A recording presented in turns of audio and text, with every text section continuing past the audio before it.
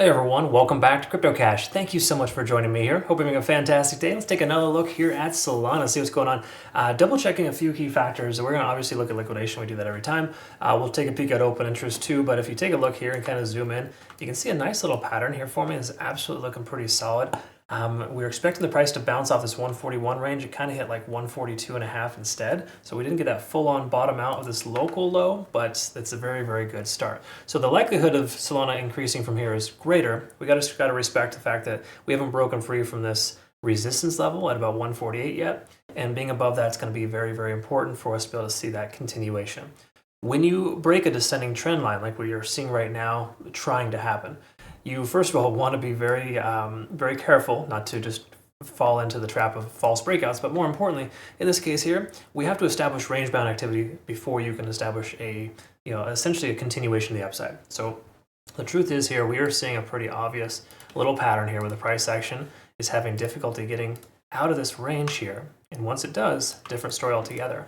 Okay. Now Bitcoin, for example, it's in its bearish rectangle pattern, or just broke free from it rather, and this is generally construed as a positive sign. We're looking for a bullish backtest of the 61,800 level.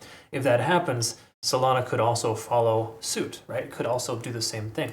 But again, Solana is still within its range where Bitcoin is broken free. That tells us Solana isn't quite as positively paired with Bitcoin as you would like it to be. Okay, so that's just something you gotta kind of remember here, right?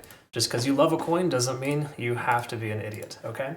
And I'm sorry, when I say have to be an idiot, it basically just means that you're being overly emotional, or just you're kind of going off of you're not using logic, I guess you could say. Because again, there are certain feelings you can get with trading, as far as like, I've seen this before, I know how this feels, right?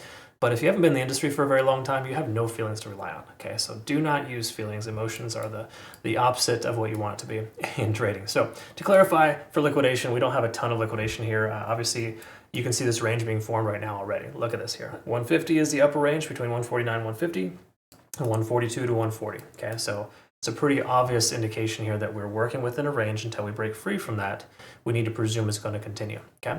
Last thing we want to look at here, and this, let me go ahead and expand this out for the last 7 days. This is open interest, folks. This tells us where the most positions are opened, and that is roughly about the 152 area, okay? So not to say that that's a resistance level by any stretch, but we have the most positions open at that level. So it basically just implies that that's kind of a point of contention. Getting above that level would effectively be a positive sign. Staying below it is still negative, okay? Again, nothing really to read into on that one for the moment.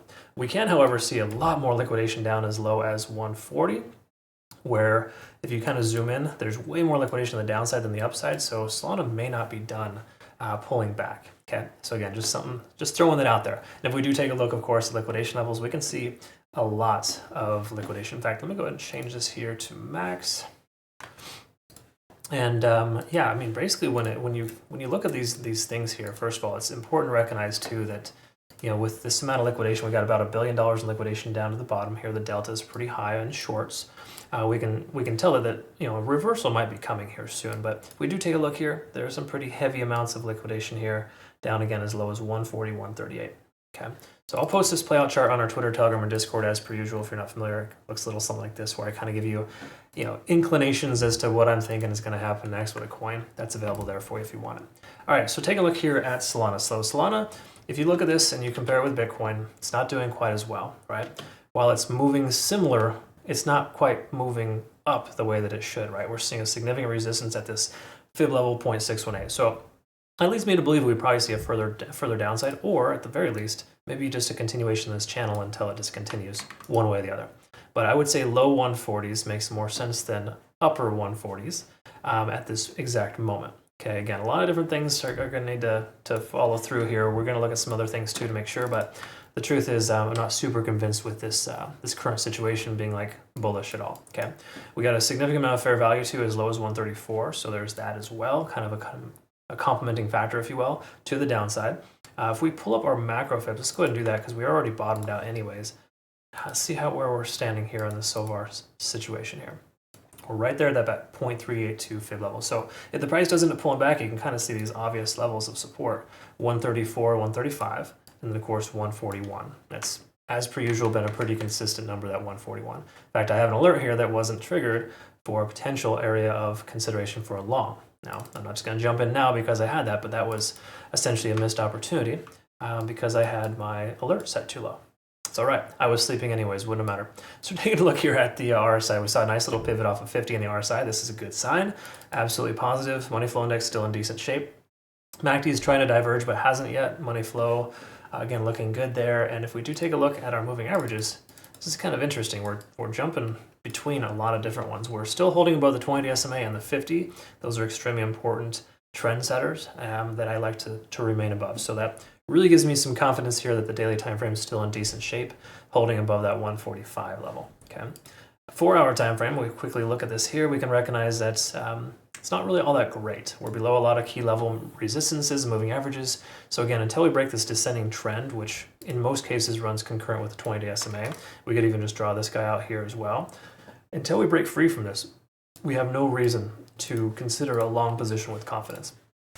And again, just because you break a trend line doesn't mean it's, like you can just go hard and long to the moon, as they say. But what you can do is have more confidence in taking a trade, knowing that you're on the right side of tracks. We're nowhere near that. We're still range bound. We have not established higher highs or higher lows yet. Until that happens, there's no reason to consider it long. Take a look here as well. We can see the same thing with our RSIs. We're still under 50 in the RSI, stochastic swinging up. While that's nice, and that's a consolation. You see the same thing with Bitcoin too, just a harder swing upwards. We can see here with our money flow index still very low, not a lot of money flowing into this coin, and that's generally unfavorable. Keep in mind, Bitcoin dominance is still in the increase, so I wouldn't expect a lot of altcoins outside of some monstrous SUIs or some phantoms to really see some swift recoveries here today. Okay, so again, altcoins are still struggling for the most part until Bitcoin dominance starts coming down. We see that vividly happening. I would expect further downside for most alts, or just again, we got to break the range before we can get super excited about this. All that being said, hourly time frame, wrap this up here. The lagging span is getting close to the price action. That does imply if you have a short position open, you may want to consider securing profits. Conversion line is below the baseline, giving us good momentum on the downside, and of course, we're below the cloud. So once more, this reaffirms the fact that we want to be above this range here first before we have confidence. So a long in the 150s makes more sense than it does right now. And I know what you're thinking.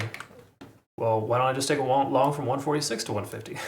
It's not that easy, folks. We may never get there, okay? We still haven't broken free from this resistance at 148, so I have no confidence in taking along with Solana. I'm leaning more towards a short if Bitcoin comes closer to 63K, and Solana's still stuck in this range. That's an obvious indication it's unwilling to cooperate, okay? So again, the correlation between Bitcoin and altcoins is an extremely important thing to recognize, and that's what we're looked at just now here. So I'll update our playout chart here on our Twitter, Telegram, and Discord as per usual, if you're curious as to why I haven't really adjusted things here, and then kind of go from there. But for the moment, still not, Solana's not on the doghouse yet, okay?